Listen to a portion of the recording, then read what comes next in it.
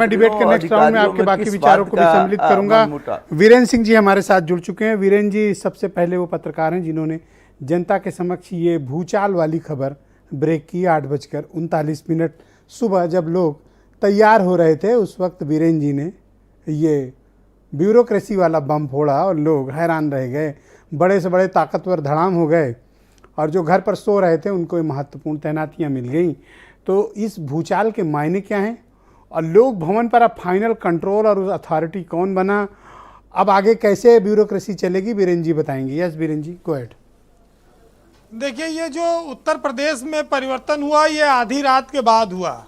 2 बजे तक कार्यालय खुले रहे मुख्यमंत्री के यहाँ और उसके बाद अफसरों को काफ़ी रात तक जागना पड़ा। 4 बजे लोग अपने घरों को पहुँचे। आज का तबादला योगी पार्ट 2 की सरकार बनने के बाद 5 महीने बाद ये सबसे बड़ा शासन का परिवर्तन है और इसकी उम्मीद बहुत समय से लोग कर रहे थे कि इस प्रदेश में कब परिवर्तन होगा और मंत्रियों को उनके हिसाब से प्रमुख सचिव मिलेंगे और ये काम की गति आएगी।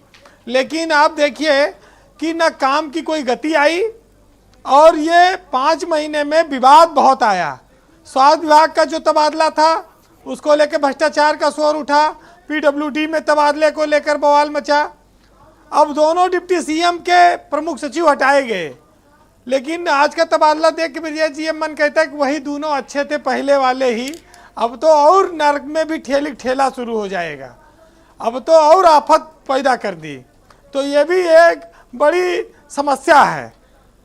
ये बात भी फिर साफ हुई कि इस बार के तबादलों में एसपीजी की खूब चली और एसपीजी ने जिसको चाहा उसको पद से नवाजा। तो योगी सरकार का ये जो पार्ट 2 का जो सबसे बड़ा निर्णय है ब्यूरोक्रेसी का, वो आज आप सबके सामने है। कितने ऐसे लोग थे जो आसमान से नीचे गिर गए जमीन पर, कितने ऐसे लोग थे जो जिनको पूछा नहीं जा रहा था, वो कई सालों से किनारे पड़े थे, उनको फिर से मुख्यधारा में आने का मौका मिल गया। एक चीज ये कहा जाता है कि ब्यूरोक्रेसी बड़ी रीढ़ विहीन है, जितना झुकाना चाहे मंत्री अफसर मुख्यमंत्री सरकार उतना झुकती है, अच्छी पोस्टिंग के लिए हर समझौता ये करते हैं। ये बात पहले कभी ज़्यादा अच्छी लगती थी, लेकिन आज कुछ चुनिंदा लोग ही हैं जो सरकार के पसंदीदा हैं और उन्हीं के इर्द गिर्द ब्यूरोक्रेसी में पद बंटते हैं। एक बहुत महत्वपूर्ण बात यह है कि 19 अवस्थी जैसे अफसर का रिटायरमेंट होना, ये खालीपन अचानक से आया, लेकिन लोग कहते थे कि वो जाते जाते कुछ ना कुछ ले गिरेंगे, वो खाली हाथ नहीं रहेंगे। लेकिन योगी सरकार ने उनको खाली हाथ कर दिया, एकदम उनके सारे विभाग दूसरे प्रमुख सचिवों को बांट दिए। लोग बड़े आश्चर्य में हैं कि सरकार ने ये निर्णय कैसे किया और क्या ये निर्णय आगे सस्टेन करता रहेगा और आगे लंबे समय तक रह सकता है या 19 अवस्थी का सरकार कोई समायोजन करेगी। उनके जाने के बाद जो कड़ी बननी थी, जो एक चैन बनी, जो एक जब कोई रिटायर हो, देखिए तबादलों पर मुख्यमंत्री का विशेषाधिकार है। कोई रिटायर होगा तो वहाँ नई तैनाती करनी पड़ेगी, मुख्यमंत्री और सरकार चलाने का निर्णय उनको करना होता है। इस पर बहस या विश्लेषण नहीं हो सकता।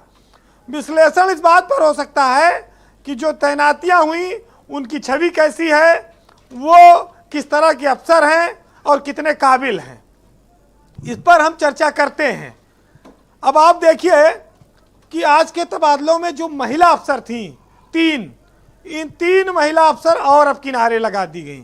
मेन स्ट्रीम में कोई महिला अफसर ज़्यादा बची नहीं है ब्यूरोक्रेसी में। कल्पना अवस्थी को राज्यपाल के यहाँ भेज दिया गया, आराधना शुक्ला को आयुष में डाल दिया और मोनिका गर्ग को अब सरकार ने भेज दिया है अल्पसंख्यक कल्याण में। ये महिला अधिकारियों से कोई प्रॉब्लम है? हाँ, आप ठीक कह रहे हैं। सब महिला ज्यादातर क्या मतलब 99% से पुरुष अफसरों ने कब्जा कर रखा है। देखिए, आप महिला अफसरों को कोई बड़ी जिम्मेदारी सरकार ने नहीं दी है। कुछ एक हैं जो, आप अनीता सिंह को देख लीजिए, पिछले 3 साल से 4 साल से वो किनारे ड्रग और खाद्य औषधि विभाग में पड़ी हुई हैं, उनको किनारे कर रखा है सरकार ने। आज 3 महिला अफसरों को जो अभी तक मुख्य धारा में थी उनको भी किनारे लगा दिया। अब बात आती है नवनीत सहगल की, जो सरकार कोई रही हो हमेशा मेन स्ट्रीम में रहे। कैसे चूक गए इस बार वो? क्या हुआ क्या अचानक? सहगल को लेकर कुछ बातें चर्चा में हैं कि वो उत्तर प्रदेश के प्रमुख सचिव गृह बनना चाहते थे, शायद कहीं से प्रेशर बनवाया, शायद वो नहीं बन पाए, ये कारण हो सकता है। दूसरा, वो यूपीडा में भी जाने की इच्छा रखते थे। ये सारे विभाग पहले अवनीश अवस्थी के पास थे।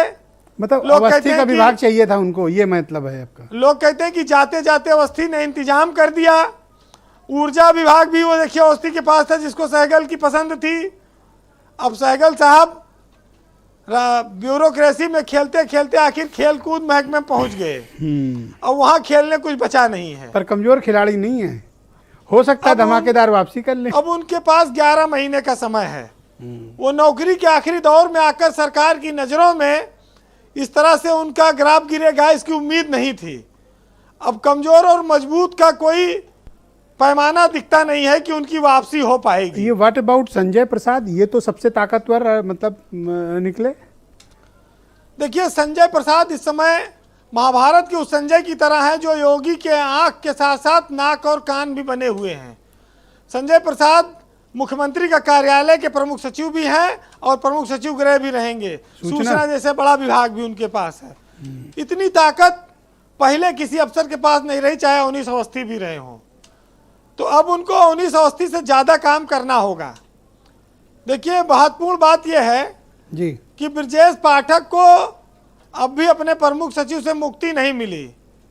अमित मोहन प्रसाद का कद जरूर घटाया गया, लेकिन पार्थसारथी सेन शर्मा को वहां पर लाया गया। वो बताया जाता है कि वो एसपी गोयल की पसंद हैं। वो अखिलेश यादव के सेक्रेटरी रहे पंचम तल में उनके साथ, लेकिन वो एसपी गोयल की भी पसंद है। और एक सज्जन आज कह रहे थे कि अगर ऐसे अच्छा अमित मोहन प्रसाद ही रहते तो पाठक जी का ज्यादा सुना जाता विभाग में। अब आगे क्या होगा ये अलग बात है। हाँ, अभी हरिशंकर जी भी कुछ कह रहे थे, मैं समझ नहीं पाया था क्योंकि मुझे जानकारी कम रहती इन सब विषयों की। देखिए ब्रजेश जी, कुछ ऐसे अफसरों का भी मुख्यधारा में वापसी हुई जिनको आना चाहिए था, जिनकी एक छवि है। कुछ उसमें ऐसे भी हैं कि उनको एक अवसर सरकार ने दिया, सुधर जाओ। महेश गुप्ता को ऊर्जा विभाग में लाया गया। सुधीर बोबड़े पिछले काफी समय से राजस्व परिषद में थे, उनको लाया गया शासन में मुख्यधारा में। डॉक्टर हरिओम जो पिछले 6 साल चौंकाने वाला नाम था। हाँ, वो पिछले 6 साल से सरकार की नजरों से दूर थे, सरकार ने किराने कर रखा था, लेकिन उनको उनके सब्र का फल मिला और वो प्रमुख सचिव समाज कल्याण बनाए गए। मुख्यमंत्री ने कुछ अफसरों पर भरोसा जताया और ये कह सकते हैं आप कि उनको एक मौका दिया है कि काम करके दिखाओ।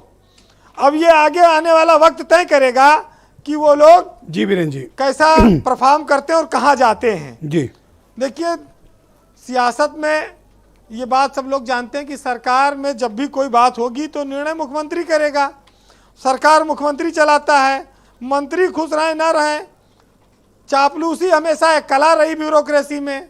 चापलूस आदमी कभी स्वाभिमानी नहीं होता, वो पद पाने के लिए कुछ भी कर सकता है।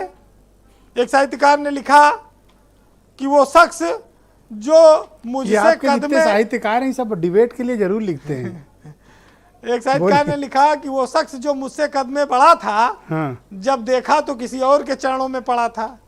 तो जिसे हम ब्यूरोक्रेसी में बहुत बड़ा मानते हैं जी, वो कैसे कहाँ लौटा रहता है वो आप अंदाजा लगाइए। ब्यूरोक्रेसी में अफसरों के लिए कहा जाता है कि कुछ अफसर ऐसे हैं जिनका शरीर मर गया है, उनकी आत्मा भटक रही है, वो पद पाने की खातिर कुछ भी करने, उल्टा लटकने को तैयार हैं। तो ये बड़ी बड़ी विचित्रताएं हैं। अदम गोडवी ने लिखा है एक जगह कि कुछ पूछ वाले वफादार हैं जो दुम हिलाते हैं, तलवे चाटते हैं, रंगे सियार हैं और इसी के दम पर वो कर लेते हैं कुछ पद प्रतिष्ठाएं अपने नाम। तमाम सारी व्यंग्य लिखे गए जी हैं। वीरेंद्र जी, तो इस देश में ब्यूरोक्रेसी में तो बहुत सारी चीजें आती रही हैं, लेकिन अफसरों को और इस देश के हर व्यक्ति को यह समझना होगा कि इज्जत, शोहरत, ताकत ये हमेशा एक जैसी नहीं रहती है। समय के साथ ये बदलती रहती है और सबको एक दिन बदलना पड़ेगा। जो नहीं बदलेगा वो पछताएगा। ये दौर रहता है, वो दौर जब बीत जाता है तो आपको आम आदमी की तरह सड़क पर जीवन जीना पड़ता है। जी। हुनर होगा तो दुनिया कदर करेगी, एड़िया उठाने से किरदार ऊंचा नहीं होता। तो आज मैं सुनाऊंगा कुमार विश्वास का 4 लाइनें, जिसमें कुछ लोग आज पूरी रात नहीं सोए और कुछ लोगों की लॉटरी लग गई, कुछ लोगों की किस्मत का ताला खुल गया। सुनिएगा कि किसी के दिल की मायूसी जहां से हो के गुजरी है, तुम्हारी सारी चालाकी वहीं पर खो के गुजरी है। और तुम्हारी और मेरी रात में बस फर्क है इतना कि तुम्हारी सो के गुजरी है, हमारी रो के गुजरी है। बहुत शुक्रिया वीरेंद्र जी, बहुत बहुत धन्यवाद।